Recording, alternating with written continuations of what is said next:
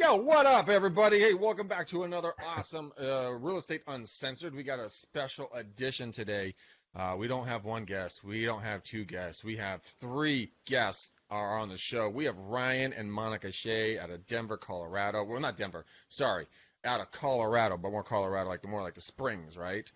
Colorado Springs. Phenomenal husband and wife team, and they've created something that's so unique, so interesting, that we're going to talk about what they're doing, with a new program that they've built, and how they're building emotional connections with their clients. And even Monica was talking about, well, she'll tell the story in a little bit about how she changed a tweak in her listing presentation just from learning kind of some of these principles. But first and foremost, we have the evil bald ninja, Mr. Gene Volpe. I don't like to promote myself, is on the show. How are you, buddy? First and foremost is right, but I take offense to the fact that I'm a guest. Okay? You are. I'm not a guest. Yeah, you're kind of past a guest, right? Yeah, you're definitely past a guest. You're definitely got you're our third co-host, so 100%. Listen, you treat me off air like I'm past the guest. So on air, I'd like to be treated the same way, or maybe I wouldn't want to be treated the same way. I don't know. Greg, how are you, buddy? I'm doing well, man. I'm doing well. I'm excited. I've been looking forward to this show. And the thing I really look forward to the most of you guys don't know and don't care about this, but I coached Ryan for a year and a half, and I tried to get this man on video. And I finally done it. He is on video. He's wily. He is. And so, Monica, let's introduce you. This is kind of your brainchild. So Monica and Ryan, welcome to the show. Guys, tell me a little bit about kind of who you are, where you're from, what you've been doing, and how this came to fruition. Monica. Well, we're in Colorado Springs, about an hour south of Denver. We're a small team, so it's Ryan and I and our assistant. We're at the Platinum Group Realtor, so we're an independent brokerage. We love what we do. Ryan can talk about his background a little bit. Not real estate, not business or corporate. Yeah, Ryan, you did something much different than real estate before you got into it. So what did you do prior to real estate? Well, I was in healthcare, so I was I went to school for sports science, wellness program management, and then ended up in cardiac rehab. So I used to do cardiac rehab as a therapist, and then after that, I worked in the ER for a while as an EMT, and then I got my RN. So I've been basically a cardiac nurse, and all different cardiac stuff, cath lab, ICU, up until 5 years ago, which is crazy to say, but. Yeah, I haven't stepped in the hallowed halls of a hospital in about 5 years, and met Monica like 6.5 years ago. She was doing her thing in real estate and whatnot, and then I was kind of helping her. I was kind of phasing out nursing just because it became less about the patient and more about the hospital and productivity and all that, and computers and charting and all that. And I love the bedside. I love just being about the patients. It kind of took me out of it, so I was phasing out nursing, and I was just kind of helping her on the side, and I was just weird how it kind of phased out, and ended up getting my license, and now we work together. So it's been a great system great team. Good. Yeah. So the interesting thing that we're going to talk about today, and it's talking about how to do customer service the Disney way, how to uniquely change the way that you're perceived by the clients, and how to connect those emotional connections with them. Gene, you attended their first event, and guys, this is going to be a little bit of a different show. Gene was on ground, so he's going to have more of a real world knowledge. So Gene, I want you to kind of take it away for a little bit here and just kind of let's get into this. Let's figure out, why this is such an important thing that every real estate agent really needs to wrap their head around, and why Disney is so powerful when it comes to all of us knowing who they are. We all know what they're about, and how that can impact our business. So, Gene, let it roll from here. Yeah, so before I get into that, I just want to say something. I've known Monica and Ryan for about a year now, and one of them is one of my favorite people on the planet. The other one is a New England Patriots fan. I'll let you guess. I'll let you guess which is which. Of course, Ryan, you know that I'm kidding. You and I think had a little bit of fun down there at Epcot Center, right? That was one of my favorite times down there. President kick us out, but yeah, we did good. Hey, we couldn't find any security guys, so we couldn't find any security guys. We should actually get into that at some point, because there were some there were some aha moments there. But first, Monica came to me in, I guess it was January, right? And when you had the idea, is that about what it was? January is when we launched Agent of Excellence publicly. Agent of Excellence is the group that sponsors the training at Disney for real estate. We're a real estate group to help our agents really excel in what they do. And we want to raise the standard of service in the real estate industry. There are a lot of negative stereotypes out there about what realtors are and what real estate pros do and should be doing. Definitely could be doing a lot more. So that's kind of what Agent of Excellence is about. Agent of Excellence sponsors this conference in Disney World that they're talking about.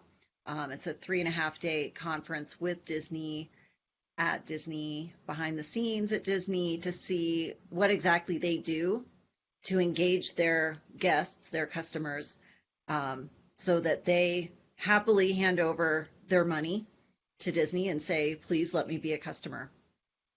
So I want to stop you real quick right there, because just going back, so like to finish the thought process, the first thing was when you came to me and said that you had this idea.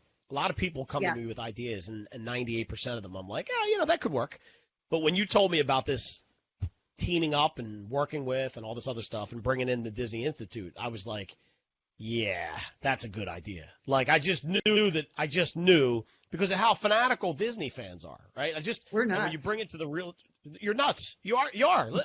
I'm a Disney fan. Like, let's be straight. I've been there, I don't know, 8 or 9 times with the kids, without the kids. Me and my wife when we were younger. I was there as a kid with my family. I love it. Don't get me wrong. But I don't need to be a Disney Vacation Club owner. I'm not, if I go every 4 years, I'm okay with it. I think it's great. But I was really looking forward to this, and I'm just going to tell you, as a 4-year-old mentally, the first thing I was excited about was you said underground, right? So can we talk a little bit about what that looks like first to get people engaged, and then I want to get into some of the aspects of the training that we can apply to the real estate world. Yeah. So you mean like in the conference, what we do? We really do go behind the scenes for 3 days with Disney Institute to learn what their systems are so that they consistently deliver exceptional service to their clients. And what other business should be doing that, providing consistent, exceptional service than real estate? Because we sell ourselves. You can be the best agent in the world in terms of like writing contracts and knowing title objections and whatever. But if you can't engage a client, you might get them to the closing table, but they'll never be back, and no one's going to have fun doing it. You know what? I want to engage them.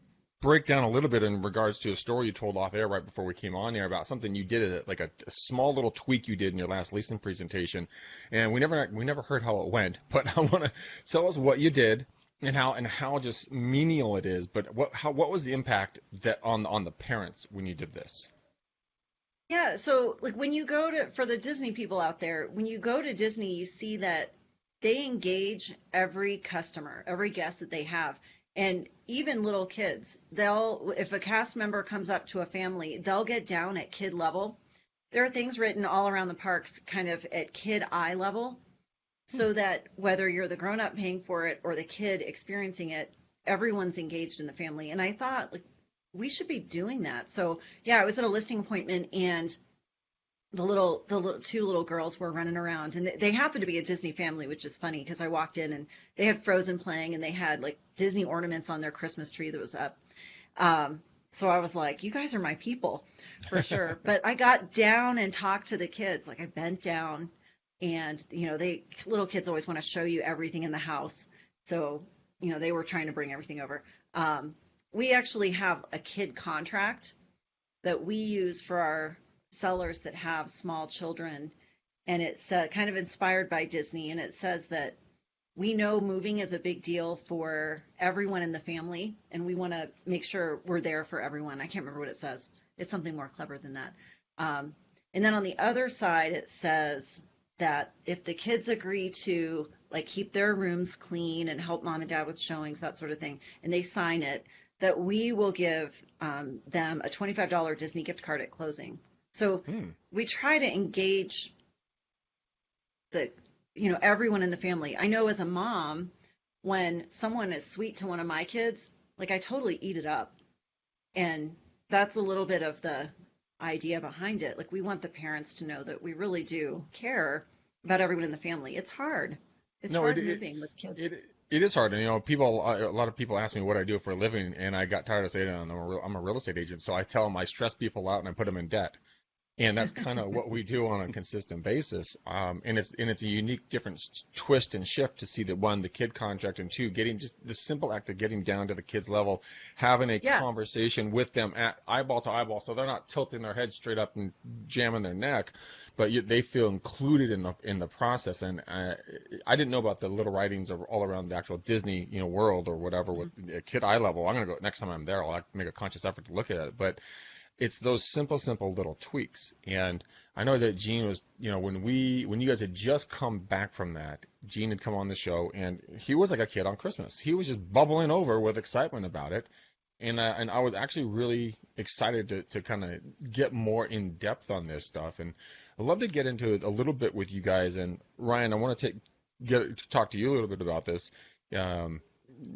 What was something that you pulled out of this event that really impacted you and that you've been putting into your business? And it can be big or it can be small. It doesn't really matter.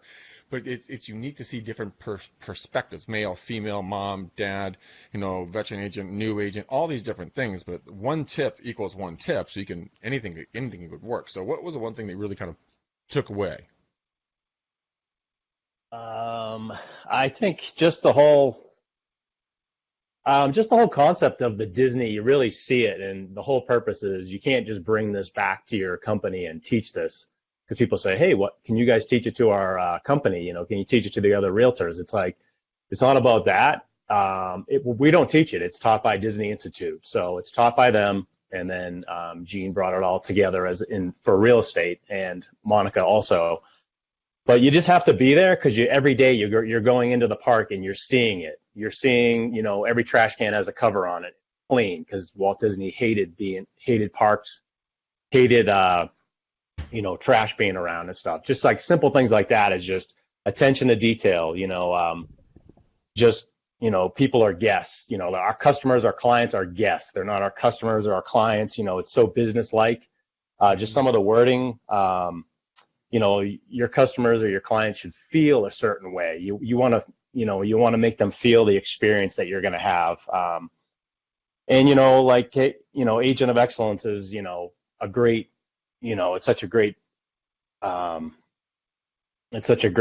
word, or, trying to describe who are these agents of excellence? Why are they excellent? Well, if you're a premium agent and you're providing the customer service, your customers or clients or other people are going to want you to be their realtor, because you provide that excellent customer service. And it's about how you make them feel, not about, the transaction or the numbers or showing a house. It's like, how'd you make them feel in that house? How'd you make that house feel like a home? Just some of those things that to bring back, basically how can we make it better? How can we make our experience better? And one of the things was like touch points was a big thing. Like, you get green is good, yellow's caution, and red is like not so good. And the touch points along the whole entire transaction. And for me, I'm not part of the transactional process. I'm not part of all the paperwork and all that. Like the way we run our business and is me, I'm the first person that usually calls them or meets them or calls them about their house, or, hey, are you looking to make a move, or you looking to sell, or whatever it may be. So I'm usually the first person. So it just starts with a natural conversation, and it's not about like, hey, what price range you're looking at? I want to sell you a house. It's about, what are you guys doing? What does this make sense to you, financially? And it's just not salesy at all. It's not transactional, and it's all about relationships and building that. And it just made me feel more. We need to step our game, and we always have been, but it's just made me more, doing more Popeyes, and, we have a ton of client events that we do, and we already love on our clients a ton with our marketing and everything, but it just makes us step up our game, because it's all about how you make them feel. And for me as a nurse, it's been pretty easy just to bring that concept to to real estate. Instead of, I tell people all the time, instead of patience, you're taking care of your clients. So interesting. Yeah, I want to just all of those kind of things. Just a customer service is such a broad term, but I think it's just, how are you making people feel, how, and not being salesy. And it's almost like not about money at all. It's just about, I could care less about the money. And for our business, I don't look at the numbers. I don't look at whatever. Yeah, we do a great production. I always remember the people by the house or, their last name. Sometimes I'll forget their first name or whatever, but I totally remember every experience about the house and, the smiles or the jokes that we shared. So. Yeah, and listen, I want to stop you there for a second because I think there's a path we can go down with the whole touch points thing. And last night I went to this thing. There's a caterer around my area that does the name of the caterer is Luigi and Giovanni. Right? Yeah, you're giggling already, right? So last night they have this men's Italian night. Go figure, by Luigi and Giovanni. And I go with, it's like once a month, every third Thursday. And a bunch of guys, their fathers at my kid's school get together. And we were up there, and one of the guys that was there that I didn't really know real well, I was talking to him, and he says, "What do you do?" I said, "I'm in marketing." I'm like, "What do you do?" Well, he works in the front office for the Philadelphia Phillies baseball team. So I start asking him these questions, and I'm like, "So what do you do?" And he's like, "Well, listen, there's about 1,500 different touch points when you come out to the park." And I said, whoa, slow your roll for a second. And he goes, "What?" I said, "Why did you just say touch points?" He's like, "That's what we implement. We have touch points in our business." I'm like, "Have you been to the Disney Institute?" He's like, "Yeah, like 3 or 4 times. Why?" And I said, "Because you typically don't hear something like that in your everyday conversation, right?" Like, it was a term that they used, and I kind of want to go into it a little bit because I think from a real estate agent's perspective and the people that are listening to this, if they took away one semblance of what we learned from that aspect of the way Disney treats you, because Ryan, like you just said, it's about how you feel when you leave, right? And he was saying to me, he goes, customers is not always right, but they're always the customer. And he was saying, in a baseball year, there's 162 games. So if the Phillies are really good and they win 100 games, there's 62 times that the people that are at the stadium probably aren't happy. So they're looking for reasons for them to complain about the experience. So it's up to the people servicing them at the baseball stadium to make sure that when they leave, they can't say anything bad, even though the team lost. So in a real estate transaction, and Ryan, you were talking about like the green, the red, and the yellow, what they showed us was, and then Monica, I think I would love for you to dive into this a little deeper, but what they showed us was figure out an aspect of your business and draw the process out on paper. So Ryan makes the first call, and actually we pulled it all the way out from the web. So pretend like where does your lead come from? It's from your website. Does your website look the right way? Every single piece of your transaction, from gathering the lead to massaging the lead to closing, there's multiple touch points in there, right? And you have to figure out, I think for me, a big takeaway was, how do we say where the touch points exist? And Monica, do you remember when we were doing the roundtable discussion and everybody was like, we started to talk about touch points for a specific process, and the process wasn't really big. It was a small process, but we got 3 minutes into it and realized, oh my God, there's going to be 450 touch points. Yeah. Right? And it is a rabbit hole. And it's big time. And the instructor said, good, that's what we wanted you to see, right? Because do you remember the story about the parking lot? Yeah, totally. Will you share that? Yeah. Yeah, so when you start going, so one exercise we did with Disney Institute was looking at the parking process and all the touch points there. And so then you start looking, okay, you're pulling into the lot, and what are all the touch points there? So like when you first drive in, like what does it look like? And when you encounter the parking guy that, collects your money and all of that.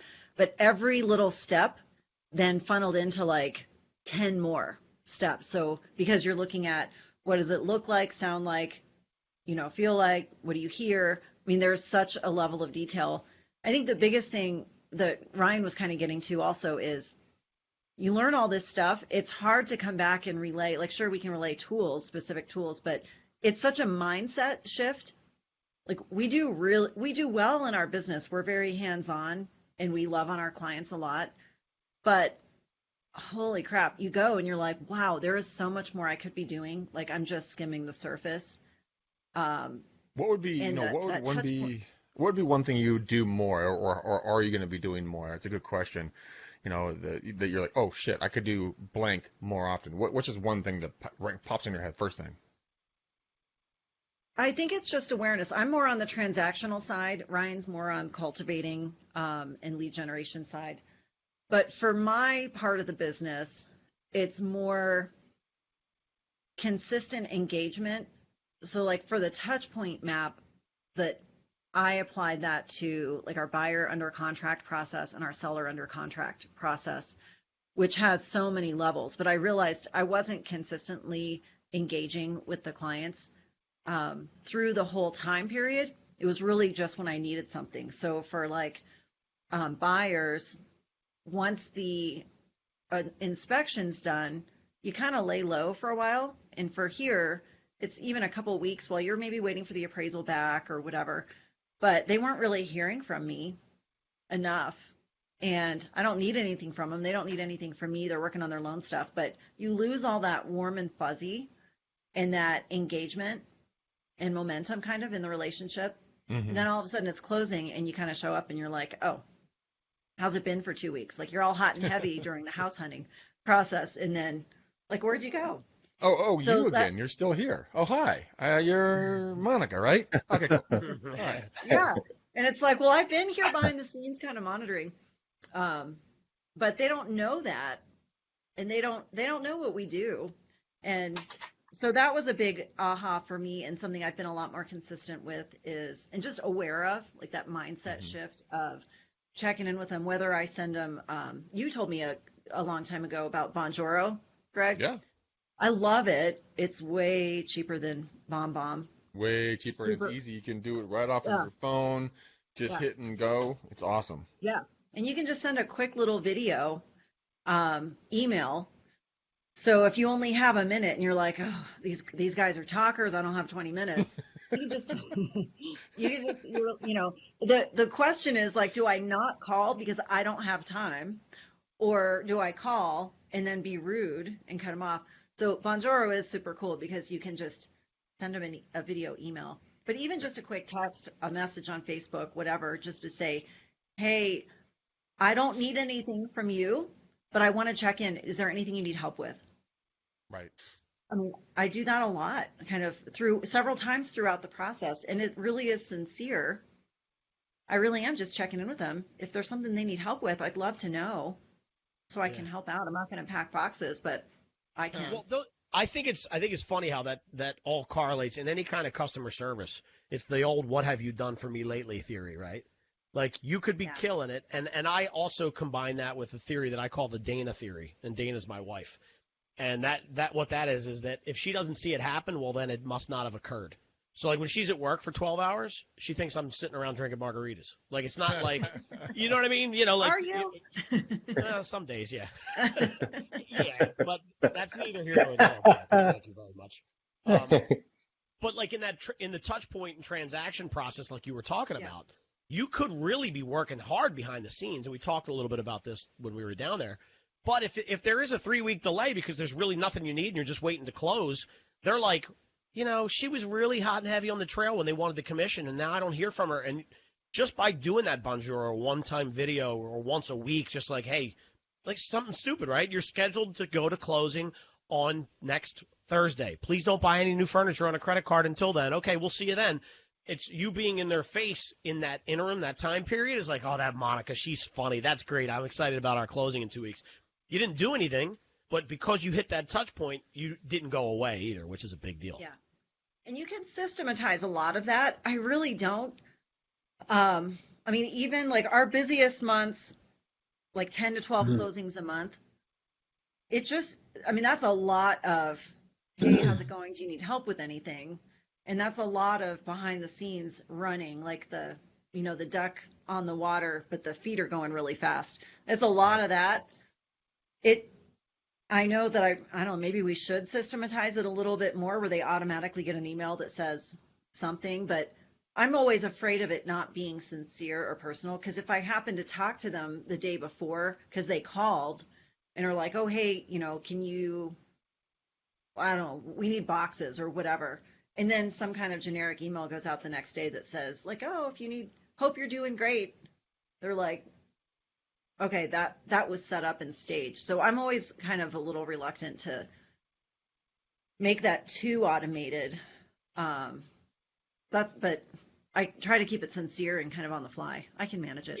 And I think you definitely make a good point, because there's something to be said about, like, if you send me 50 canned emails, the first 3 I'm going to be like, cool. The 4th I'm going to be like, all right, this is like, there's no personal touch here, right? So it's just the next 36 or 46 I'm just going to kind of ignore. But if you do a couple of those automated, and then you throw in the written card and the phone call and the personal video text and the invite to your movie theater because you're doing the screening of The Lion King with your clients, like, there's a lot of that you can spread out over a 3-month period that keeps it personal, and that I think in the marketing business will allow people to more likely take your flyer that you mailed them, what they normally would throw out, but then give it a second look and say, these guys are awesome. Like, because I just went to The Lion King 2 weeks, and they gave us popcorn and we watched the movie, and now they're sending me this. I'm going to stick this up on my calendar as opposed to throwing it away, right? You feel guilty almost. So automation's important, but if it's the only thing you're doing, I think you're losing a little bit.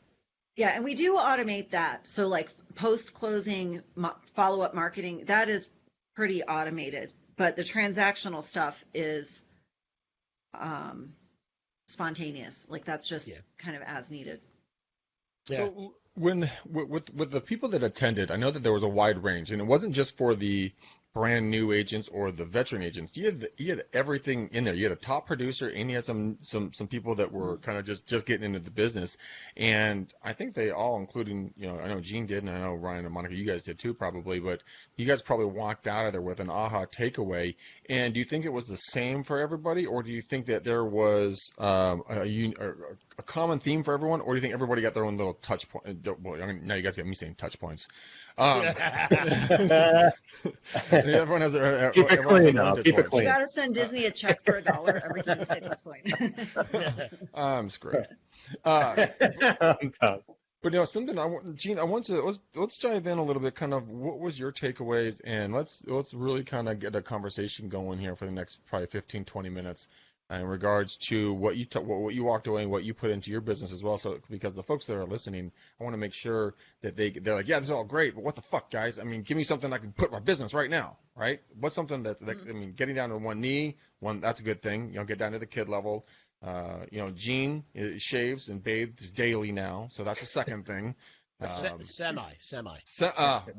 Sponge baths. We're working up to the real bath. Got it. Okay.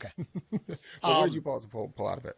Oh man, I had a lot. I got I'm trying to think here where I wrote this stuff down, because I had a brain dump on the plane on the way home, and like there was a couple really things that really hit me in the face. And the first thing that really hit me in the face was they talked about stuff that they do in their business. Disney did every day, and it's a lot of things that are subconscious. So like, while you don't know it's happening, you sort of feel it, right? So like Ryan said it, the trash can lids was a big deal. So they said, when you go to Disney, one of the things you never really notice is trash on the ground. They're very good at picking stuff up. So he asked us a couple questions. How do you think they did that? Well, they created these trash cans and spent extra money on these trash cans to have them covered. And then they did research that told them that humans will pace up to about 30 steps before they litter. And so what they did was they put trash cans 24 paces apart from each other. So here's the thing. And here's the other one that really blew my mind, and I'm trying to integrate this into my home life because I'm always in trouble for this. But we go into the park, and they have these strips of lights, right? And he goes, just think about Magic Kingdom. How many lights do you think there are there? Like, there's got to be millions of lights, right? I forget what the number was, but I feel like he said 88,000 or something. I don't know. Yeah. But he goes, have you ever noticed that nobody's ever changing lights? And everybody was like, yeah, when you're here, you don't really ever see it. And he goes, so think about what it takes to change a light bulb. A light bulb goes out, and light bulbs they're always on in Disney World, right? There's a couple times where some will go, they'll have one that's defunct or been bad, and it'll go bad. But for the most part, they're always on. And he said, think about what it takes. You got to go get one of those ladders, that moves 2 miles an hour. The what do you call those things? The rig, the automatic thing that goes up. You know what I'm talking about, right? Yeah. So a light goes out. You got to get a guy in. The guy goes out, and it's in the way. It's a big orange thing in the way. So what he said, what they do is they put a bunch of lights on a strip. They know how long those lights on the strip are supposed to last. They do a math calculation for about 85%, and they just proactively replace all the lights at 85% of their lifespan after hours. So think about that. So there's never lights out. The guests don't see the lights being changed. And you're probably saving millions of dollars a year because somebody doesn't have to go out 57 times on some device, right? But my big takeaway from all those things was this. I kept going like this. Jesus, it's like these changes that they make, there hasn't been anything that they've said through that course where I'm like, I can't do that in my business. It was such simple little touches that anybody can do it across any business at any time. Like I thought when I got there it was going to be, well, of course, Disney has $80 billion a year, right? So, of course, they can do X, Y, and Z. There wasn't anything in there that they did where I was like I could do that in my own home. I could figure out the lifespan of my bulbs and proactively replace my living room light bulbs at 85%, right? Yeah. So It was the simplicity of the actions that they took for me was mind-blowing because and the other thing he always said, too, which was great, he said to us, tell me who our competition is. Remember that statement? And people were like mulling around, and people were like, "Great Adventure," and he's like, "Get out of here," and the people are naming these little parks, and he's like, "No," and he goes, "We don't have any competition because we can't afford to have any competition," and that blew me away a little bit too. So they do everything they can to stay so far above and beyond everything else that Disney becomes a verb. It's not it's not a place anymore. It's a way of life for a lot of people, and that happens because of how far they set themselves apart. Well, it also goes down. I read a Disney book years ago. I forget the name of it, but it was basically talking about what you guys are talking about right now. But the CEO at the time, and I actually got to hear him speak at a real estate conference a number of years ago down in L.A., and it was very interesting because he told a story about when he was at the park, right? And he saw a little kid, and he also saw a piece of trash. And so what did he do? He went right over, grabbed the trash, put it in the garbage. Little kid comes up and goes, "Hey, mister, what's your job here?" And obviously he was suited up and everything. He's like, "I'm the janitor." And then when his people came back, they was walking with it. They're like, "Dude, you're the freaking CEO. Like, what are you telling them that you're the janitor?" He's like, "I don't know how many people, like 10,000 people work or 100,000 people work for Disney." He's like, "Because we have 100,000 janitors. We all do every job." And I think a lot of times in real estate, we get all high and mighty and hoity-toity and all blue blood and shit when we do a couple of deals here and there. We forget that all have to do every job. We've got to be able to do every job, like a Navy SEAL team. Everyone can do exactly the same thing everyone else can do, but you're specialized in certain verticals, like Monica and Ryan. You guys could each independently go out and do real estate on your own, but you're better together. But you have to remember, if one is lacking or slacking at some other point, you can do that job. You work as one unit. And I've seen a lot of agents that get really uppity about how much production they have, and they lose touch with the average person. I was telling a story the other day about the fact that this is like 15 years ago, but this agent up in Washington, very big producer, great guy, know him well. He rolled up to like a smaller listing. I think it was like $100,000 or $200,000 listing appointment, right, for his marketplace. And he rolled up in his brand new S550 tricked out. And the owner just comes out on the porch, goes, no, bro, no. It obviously appears you're doing just fine. You don't need my listing. I'm going to hire someone that's more like me. And he went down and got himself a Chevy Suburban at that point and never looked back. But, I mean, it sounds like this stuff is helping people become human and to get back to that emotional level of what it's like to buy and sell. Because that shit is fucking stressful. Like, it freaks people out, and we forget about it. We do it every day. It's just another number. It's another house. It's another deal, right? And it's hard to do that like consistently. Mm-hmm. Another thing, I was just looking at our our workbook that we got during the conference. One thing they talked about, Gene and Ryan, you'll remember this, is when you have the goal in mind, or when you have the processes in place. So like you want to consistently provide exceptional service, and the results will happen just because you're paying attention to the details. So just worry about the details and the results will happen. So Disney worries about, all the details to provide a consistent guest experience, knowing the guests are going to come. Like they just need to do what they're supposed to do. For us, like we know what we need to do. We have to make the calls. We have to stay in front of them. We have to stay top of mind. We have to give a shit and care and show up. And we know that the business and referrals come as a result.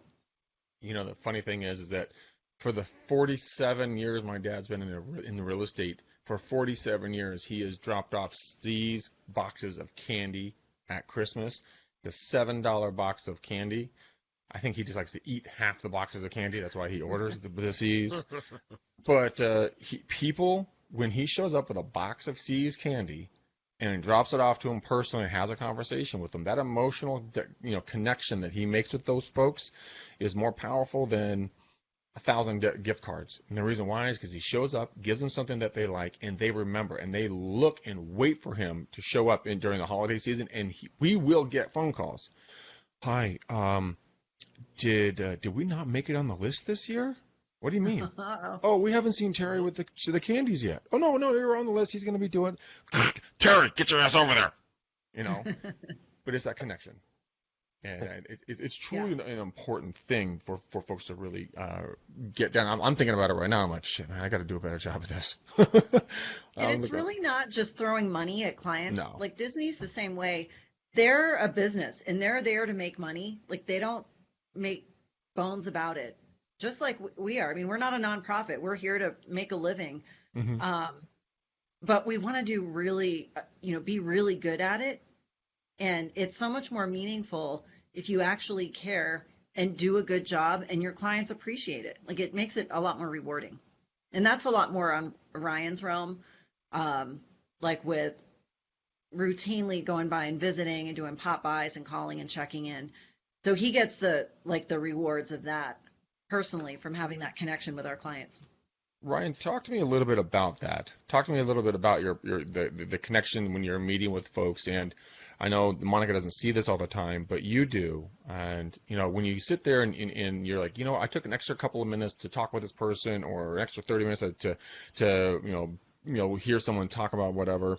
How does that affect you? Does it make you want to keep wanting to show up every time, or you're like, forget about it. That's just Bob and Sarah. They'll come back to us next time they need it. I mean, tell me a little bit about that. I think just that's kind of like when everyone says, "Oh, what's your why? Like, what are you doing? Why do you do this business?" And oh my gosh, you were a nurse and healthcare and all that, and like you're in real estate, like you're a realtor. What the hell are you doing? So for me, that's my why. Is that like I do like to show people. I like the interactive part. I like door knocking. It's like some people think of it as like, oh, you're knocking on doors, you're ringing doorbells. It's like, no, I'm talking to people. I'm having interactions and, I'm making people laugh and it just comes natural to me. Whereas some people, it's just not for them. They're afraid to go to the door. Or they don't know what to say or whatever. Like if I'm walking to the door and I see something funny in the yard, I'll bring it up. It's just a natural thing for me. I guess that's normal, to make it fun, but that's my why, is making people laugh, having fun. Like this business should be fun. It's not about like, hey, you guys looking to sell? This house down the street, we just sold for, $200,000. You guys should think of selling. Or are you making a move? And a lot of it for me is always thinking of my wording for people. Like, in every call, it's an opportunity. It's not a sale. It's like, hey, they might sell now. They might sell in 5 years. I don't care because I'm not that way. It's not about whether it's a $50,000 house or a $5 million house. It doesn't matter. We don't treat them any different. They don't get anything else from us, anything different. They're invited to everything we do. But I don't know, to answer your question, it's just my why is that interaction, that personal touch that we can provide and make better, and make it fun, make them feel special. And you can see it. You can see it in how they are, and they, that's what makes me feel good to do this job. I think that's why I do it. Otherwise, I would never do it if it was just a business. If I was just transactional, or if I was on Monica's side, transactional side, I wouldn't like it. So that's why I think we make a good team. She doesn't want to do what I do. She doesn't want to call. When I used to, and I don't do it as much, expireds, but it was fine to me. Just like you, Greg, like you do that, and I love watching your show and listening to your show, Real Estate Uncensored, and this program is fantastic. you got to find things that motivate you and see how other people do it and bring it to your own way of doing it. But going back to that, Monica would never knock on doors, and I wouldn't want her to. And, you know, she would tell you I'd be terrible at it. Or like I brought people from work. They're like, Ryan, you're going out today. I want to go with you. It's like, all right, come along. And they're afraid to go to the door. I'm like, I'm not just, and they'll hand them like, hey, we sold this house on the street. And they hand them the thing or whatever I have, the paperwork. I'm like, I got to go. Like, dude, what did you just do? You didn't, whatever. For me, I love that connection, whether it's good or bad. I never get the hell off my porch. What are you doing here? It's like so minimal, just because I guess who you are coming, you know, interacting with people. Like you always say, you know, it's not a three-headed monster you're going to. It's a person. Who cares? Yeah. You're talking to them on the phone. You know, you're being friends with them. Yeah, you know, and let me say, with oh, sorry, Greg, with the door knocking. Door knocking. It's funny because like Ryan has taken, other agents have said, like, how do you do that? And he gets great results. But I know there was one agent he went with, and like 45 minutes later, they divided up the sides of the street. And so like Ryan started one, the other agent started the other. The other agent got all the way down to the end of the street, and he looked back, and Ryan's at the second house still. And he's like, what the hell? And Ryan's like, well, you know, you get to talking to him. Like, people invite him in. Oh, yeah. Like, I don't have the patience really to do that, because I'm like, okay, let's get going. But it's insane. I'll call, like, when he would go in the summertime, when he does a lot more, I'd call him at like 8:30 at night, and I'm like, where the hell are you? Get home. And he's like, oh, I got to talking to them, and they're so nice, and they had these cute dogs and all this stuff. Like, he just cares. And like you said, babe, it's just, you're talking to people, and it's stressful. Like, to, you know, it's a transaction kind of to us, you know, we know what to do and all that, but gosh, when you're a seller or, you know, thinking about making a move, like, it's really hard, and you don't know who to trust. And then this guy comes knocking on your door, and he's been told before, because he wears a sport coat, and he's got like his little book to take notes. People think he's a cop or a detective. I can see that. He looks like, I can see that too. He looks like it. Totally. Well, yeah. I think nowadays too, like you guys have said too, it's like it's so, there's so much just junk out there. There's so much noise and distractions and internet and phones and all this stuff. It's like, oh, you're a real person at my door telling me good information. You're not salesy. You're a good guy, and hey, awesome. I like you. You know, that's the distinguishing difference. There is that I actually took a buddy he's become a good friend of mine. He's actually my insurance agent, a guy named Sean Smith up in the Sacramento area. He found me doing door knocking videos. He's like, hey man, can I go door knocking with you? And I'm like, oh, fuck it, sure, man. I don't know you, but whatever. And I'm 6'5", 230 and change. He's like 6'4", like just built like I am. Like, damn, we're like two like Goliaths walking down the street. And the funny thing is that I didn't really know Sean, and he'd never been door knocking, so I was bringing value to him that way. But then he's a trained fighter, so he squared up at the door like he's about ready to kick some ass. I'm like, Sean, what are you doing? He's like, just ready to meet them. And I'm like, we're not here to kill them. We're here to sell them. I'm the fool. Okay. And he's like, oh, yeah. And but here's the thing that's a funny story about Sean. He's got the biggest freaking heart though, which is a great dude. But the thing is that he's an insurance agent, and so what we were able to do to bring value, and this is a tip for you guys to do this: take an insurance broker out door knocking with you, because if they're not going to be buying or selling with you. You can Sean actually got 3 clients, and the last time I checked, he still has them, and he saved one lady like $1,900, $2,000 a year, and she didn't have a job. So he saved that person a lot of money right there, and I bet you anything they remembered him. So that's another way to bring some value, you know, in some tips and tricks. I know we're gonna get ready to wrap this up real quick. Yeah, we're wrap. I want to do this real quick. So Susan Sistak, who's a member of the Agent of Excellence, right? She was on here. And she asked me why I don't have my graduation cap, Monica, over your right shoulder, right? You see that, right? So here, I'm going to do this for the video viewers, right? We have pictures of this. Here it is. That is going to be our thumbnail for the show. It should be.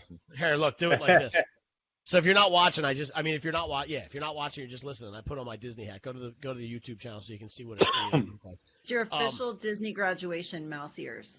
First group, I'll take it. I thought it was great. But real quick before we get running, I know that you wanted to. Greg will ask you where to find things, but you have a lot of pretty cool little tools out there for people. Are you willing to give any of that stuff away? Me? Yes. Like we're happy to help. So a lot of our content is for members only, but like if anyone wants to like message me or message Agent of Excellence, or you can like be on our newsletter, that's totally free. Mention Real Estate Uncensored. We can send you, like, we just put a toolkit out for little, and they're pretty cute, little get well soon bags that you can have ready. They don't go bad, but they cost like $3.50 each. They're super cheap, with like a soup and crackers and vitamins and stuff. So we can send that out. The kid contract, we can share that too. Just nice. Get in touch with me, and I'm happy to send that out to anyone who's watching. So while we're there, normally available to members. Okay, Greg. Sorry. I was just saying, how do they get a hold of you? Facebook Messenger? Do you want them to email you, call you? And also for referrals, guys, both Monica and Ryan, guys, give out your information if people reach out to you for referrals in the springs and or just to sign up for Agent of Excellence and for the next class to be a part of this and be a part of this movement that you guys have created, which I think is just fantastic. So, guys, how do they get a hold of you? Yeah, Agent of Excellence on Facebook is the best way, and lots of information on there. The next conference at Disney World is in February, and it's a 3.5-day like full event at the Grand Floridian. So there's lots of information on the Facebook page. You can also go to theagentofexcellence.com, and you can just send your information to be on the interest list. We send out a newsletter monthly with some good tips from Disney and best practices, that sort of thing. We're really a Disney fan group for realtors, so lots of Disney inspiration. All right. Warm and fuzzy stuff. But yeah, either of those ways, and I'm happy to share stuff. Oh, that's fantastic. Ryan, for you, my friend. Yes. We're kind of together on that, so I would just say, yeah. So reach out to Monica. Yeah. Don't talk to Ryan. Talk to Monica. Gotcha. Gene, how can people get a hold of you? You can reach out to me. You can go to Facebook and check out Gene Volpe Media for my business page, or you can hit me on genevolpe.com. If you watch this Fridays, you know I have a little widget that pops up that will get you right in touch with me. So hit me up there. And when you go to genevolpe.com.